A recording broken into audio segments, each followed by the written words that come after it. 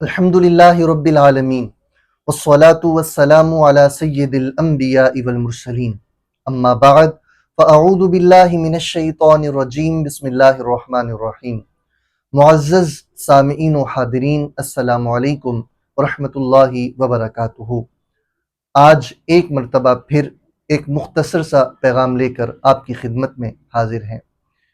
ہمیشہ ایک بات یاد رکھ لیجئے، انسان کا عمل اللہ رب العزت کی بارگاہ میں وہی قبول ہوتا ہے جو خالصتاً رب کی رضا کے لیے کیا جائے، اور وہ عمل جو رب کی رضا کے لیے نہ ہو بلکہ کسی اور دنیاوی مقصد کے لیے ہو، وہ اللہ رب العزت کی بارگاہ میں ہرگز قابل قبول نہیں ہوتا۔ انسان کے اعمال کا تعلق اخلاص سے ہے۔ اگر آپ کے عمل میں اخلاص ہوگا اور وہ محض رضائے الہی پانے کی خاطر ہوگا، تو چاہے وہ کتنی ہی چھوٹی ہی نیکی کیوں نہ ہو اور کتنا ہی چھوٹا ہی عمل کیوں نہ ہو، وہ اللہ کی بارگاہ میں قبول ہوگا۔ لیکن اگر آپ کے عمل میں اخلاص نہیں ہے بلکہ آپ کا مقصد دنیا میں عزت پانا، شہرت پانا ہے، یا دنیا میں نام حاصل کرنا ہے، اور رب کی رضا کہیں بھی آپ کے مقصود نظر نہیں ہے، تو چاہے آپ کتنی ہی بڑی نیکی کیوں نہ کریں اور کتنا ہی بڑا عمل کیوں نہ کریں، وہ اللہ کی بارگاہ میں ہرگز قابل قبول نہ ہوگا۔ مطلب یہ ہے کہ ریاکاری اللہ رب العزت کو بالکل بھی پسند نہیں۔ اگر چاہتے ہیں کہ ہمارے اعمال صالحہ، چاہے وہ کوئی بڑی نیکی ہو یا چھوٹی نیکی ہو، اللہ کی بارگاہ میں قبول ہو، تو اس کے لیے اخلاص سب سے بڑی چیز ہے کہ آپ کا وہ عمل فقط رب کی رضا کے لیے ہونا چاہیے، نہ کہ دنیاوی اغراض و مقاصد کے لیے۔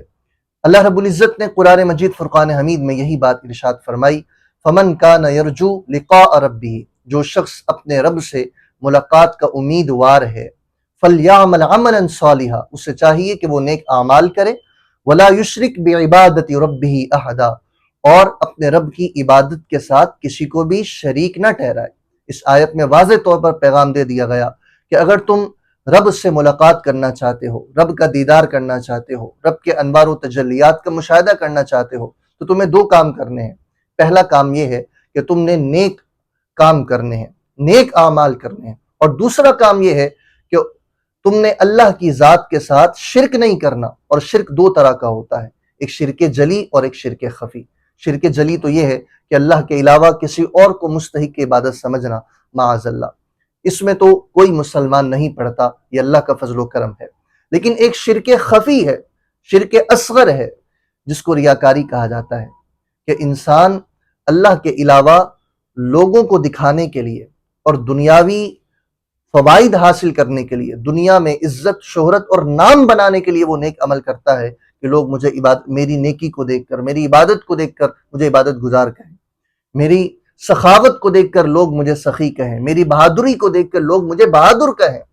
یہ ہے ریاکاری، جو کہ اللہ رب العزت کو ہرگز پسند نہیں۔ میرے آقا حضرت محمد مصطفیٰ صلی اللہ علیہ وآلہ وسلم نے فرمایا کہ اے لوگو، مجھے سب سے زیادہ جس چیز میں تمہارے پڑھنے کا خوف اور اندیشہ ہے وہ شرک اصغر ہے، یعنی ریاکاری ہے۔ اور پھر میرے آقا علیہ الصلوۃ والسلام نے فرمایا، قیامت کے دن کچھ لوگ جب اللہ کی بارگاہ میں حساب و کتاب کے لیے حاضر ہوں گے تو اللہ رب العزت ان سے فرمائے گا کہ جاؤ، آج ان لوگوں کے پاس جاؤ جن کو دکھانے کے لیے تم دنیا میں اعمال کیا کرتے تھے، آج جاؤ ان سے جا کر اپنے اعمال کی جزا مانگو اور دیکھو وہ تمہیں کیا جزا دیتے ہیں۔